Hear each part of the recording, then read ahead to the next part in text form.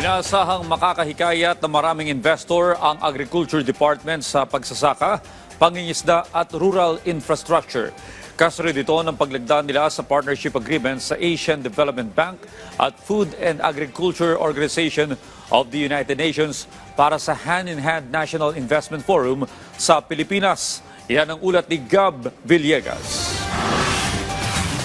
Lumagda ang Department of Agriculture, Asian Development Bank at Food and Agriculture Organization of the United Nations para sa paglulunsad ng unang edisyon ng Hand-in-Hand National Investment Forum sa Pilipinas. Layo ng forum na isulong ang 40 bilyong dolyar na commitment ng ADB para sa pagkakaroon ng food system transformation at layon na matugunan ang kagyat na pangangailangan na baguhin ang agri-food system sa gitna ng tumitinding panganib dulot ng pagbabago ng klima, water stress, pagkawala ng biodiversity at tumitinding food insecurity. Ayon sa Assistant Representative ng FAO sa Pilipinas na si Dulce Carandang, binubuo na ang mga investment plan alinsunod sa framework ng organisasyon na nakatuon sa gender responsiveness at climate resilience para mapalawak pa ang socio-economic opportunities at mabawasan ang hindi pagkakapantay-pantay sa mga komunidad sa kanayunan. Ang nasabing approach ay sumusuporta rin sa 2030 agenda ng Pilipinas na nagbibigay diin para sa mas magandang nutrisyon, kapaligiran at magandang buhay para sa lahat.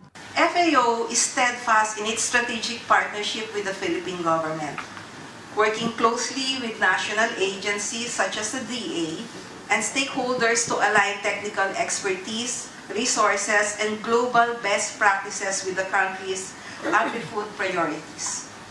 Through targeted policy support, capacity building, and the facilitation of public-private investment dialogues. Ayon naman kay Agriculture Secretary Francisco Chu Laurel Jr., patuloy pa rin nagsisikap ang kagawaran na maisulong ang potensyal ng sektor sa kabila ng mga hamon pagdating sa food security ng bansa. Ang mga nagdaang HIH initiatives anya ay matagumpay na naipakita ng bansa ang agricultural opportunities nito sa mga global investor. We bring this platform to our own shores in an effort to bridge the gap between the global capital and our local stakeholders, ensuring that our farmers and agripreneurs are at the heart of these investment conversations. Para sa ADB, patuloy rin ang kanilang pagsisikap na mapalakas pa ang climate resilience, maging moderno ang agri-food chains at maisulong ang inklusibo na nutrition-sensitive approaches. Inaasahan rin ang nasabing kolaborasyon ay magdadala ng magandang resulta sa mga magsasaka, consumer at sa ekonomiya ng bansa.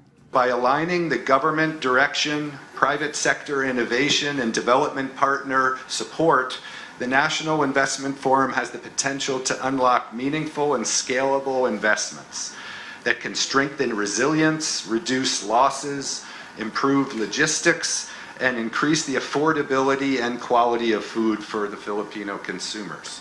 Gab Humilde Villegas para sa Pambansang TV sa Bagong Pilipinas.